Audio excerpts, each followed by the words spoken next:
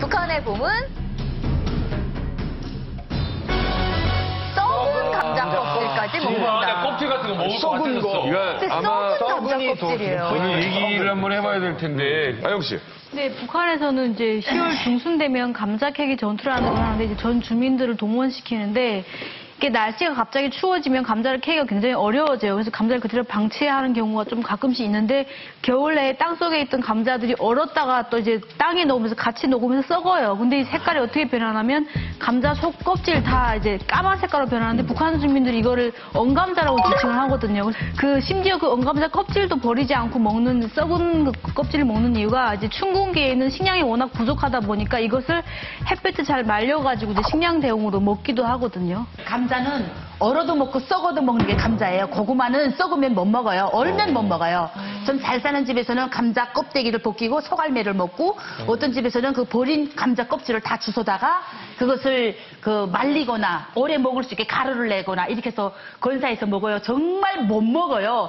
먹을 수 없고 너무 깔끔해서 목에 넘어가면 알이고 정말 못 먹어요. 근데 그래? 예, 정말 저도 처음에 먹을 때 이걸 먹기 위해서 먹은 게 아니라 배가 고파서 먹었는데 살기 위해서. 다 토할 정도로 먹었어요. 그날 그 다음 날에 또 그걸 먹어야 되기 때문에 억지로 참고 먹으니까 꽤 생길 수 있더라고요. 그 고구마는 썩으면 못 먹는. 못 먹어요. 써서 못 먹어요. 근데 감자는 그렇게 먹을 수도 쓰지 있는 않아요. 거고? 예. 근데 이게 언감자가 왜 있냐면요. 관리를 잘 못해서 언 것도 있지만 그 농장밭에 다 이렇게 갈아내고 나면 봄이 되게 뭐 없잖아요. 그러니까 그 밭을 혹시라도 못 캐낸 그 감자가 있잖아요. 그 밭에서 캐내다 보면 이삭주의를 하는데 그 감자들이 다 얼어 있는 거예요. 밖에 계속 있었으니까. 그 썩은 감자 껍질을 먹을 정도로 북한의 봄이 그렇게 힘든 이유가 따로 있어요? 한국도 마찬가지로 우리 감자 제일 많이 나는데 강원도 아닙니까? 감자는 산골에서 제일 많이 심는데 이분들이 다 지금 함경북도니까 함경북도가 감자를 제일 많이 심어요. 감자밖에 잘 안 되니까. 감자를 또 농촌에서는 분배를 감자로 주다 보니까 그걸 제대로 보관해야 되는데 제대로 보관할 수가 없거든요.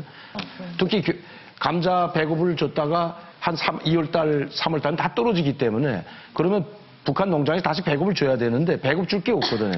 그러니까 이런 현상이 일어나는 거죠.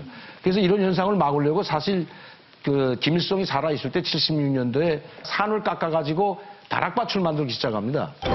다락밭을 만드는데 이게 실패작으로 된 거죠.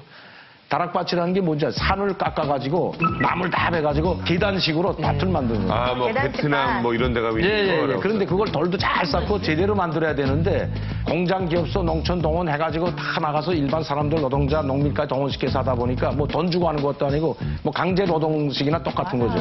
그렇게 하다 보니까 튼튼하게 만들지 않고 보기 좋게만 만들다 보니까 그게 이제 한 1, 2년 지나가지고 산사태로 다 돌변해요. 비가 많이 오면 산사태가 나가지고 밑에 조금 있는 농토까지 다 망가집니다.